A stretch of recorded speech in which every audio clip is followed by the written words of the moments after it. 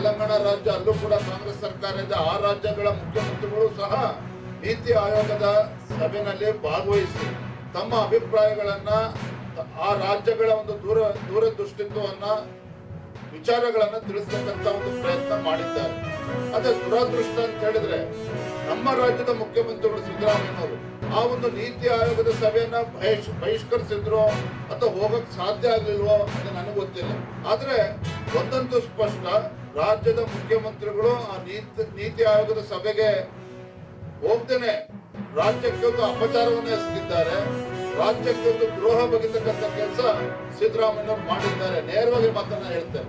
ಸಿದ್ದರಾಮಯ್ಯನವರು ಈ ರಾಜ್ಯದ ಮುಖ್ಯಮಂತ್ರಿಗಳು ಅಥವಾ ಕಾಂಗ್ರೆಸ್ ಪಕ್ಷದ ಮುಖ್ಯಮಂತ್ರಿಗಳು ಅಂತೇಳಿ ರಾಜ್ಯದ ಜನತೆಗೆ ಒಂದು ಸ್ಪಷ್ಟಪಡಿಸಬೇಕಾಗಿದೆ. ಕೂಡ ನಾವು ಕರೆಯನ್ನ ಕೊಡ್ತೇವೆ. ಈ ರೀತಿ ಬಡವರ ವಿಚಾರದಲ್ಲಿ ರಾಜಕಾರಣ ಮಾಡ್ತಕ್ಕಂಥದ್ದು ಒಂದು ಸರಿಯಲ್ಲ. ಈ ನಿರ್ಧಾರದಿಂದ ಹಿಂದೆ ಸರಿಬೇಕು ಅಂತೇಳಿ ಮಾನ್ಯ ಮುಖ್ಯಮಂತ್ರಿಗಳು ನಾನು ಈ ಸಂದರ್ಭದಲ್ಲಿ ಆಗ್ರಹವನ್ನು ನಾನು ಮಾಡ್ತಾ ಇದ್ದೇನೆ. ರಾಜ್ಯ ಸರ್ಕಾರ ಇತ್ತೀಚೆಗೆ ತೆಗೆದುಕೊಂಡಿರ್ತಕ್ಕಂಥ ಕ್ಯಾಬಿನೆಟ್ ಅಲ್ಲಿ ತೀರ್ಮಾನ ಮಾಡಿದ್ರು, ರಾಮನಗರ ಜಿಲ್ಲೆಯನ್ನ ಬೆಂಗಳೂರು ದಕ್ಷಿಣ ಅಂತೇಳಿ ಮರು ನಾಮಕರಣ ಮಾಡ್ತೇವೆ ಅಂತೇಳಿ.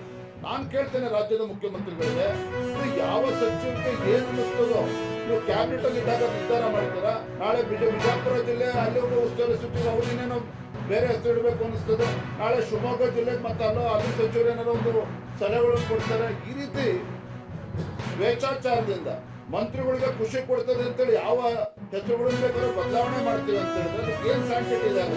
ರಿಯಲ್ ಎಸ್ಟೇಟ್ ಒಂದೇ ಮಾನದಂಡ ರಾಜ್ಯ ಸರ್ಕಾರ ತೀರ್ಮಾನಿಸೋದಾದ್ರೆ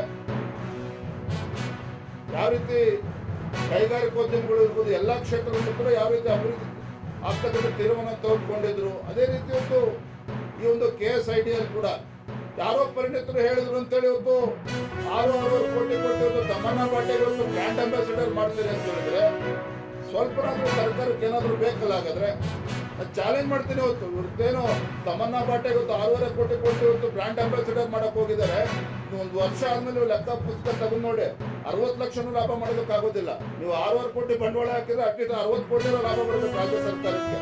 ಅಂದ್ರೆ ಮನಸೋಚ್ಚೆ ಇಂಥ ನಿರ್ಧಾರ ಇವತ್ತು ಮೈಸೂರು ಸ್ಯಾಂಡಲ್ ಸೋಪ್ಗೆ ತಮ್ಮಣ್ಣ ಪಾಟೀಲ್ ಅಂತ ಇರೋಂಥವ್ರನ್ನು ಬ್ರ್ಯಾಂಡ್ ಅಂಬಾಸಿಡರ್ ಇಂತ ಮಾಡ್ತಕ್ಕಂಥ ತೀರ್ಮಾನ ಇದರಲ್ಲಿ ರಾಜ್ಯದ ಹಿತಾಸಕ್ತಿ ಇದೆಯೋ ಅಥವಾ ರಾಜಕಾರಣಿಗಳ ಹಿತಾಸಕ್ತಿ ಇದೆಯೋ ಅದನ್ನು ಸ್ಪಷ್ಟಪಡಿಸ್ಬೇಕು ಇವರು.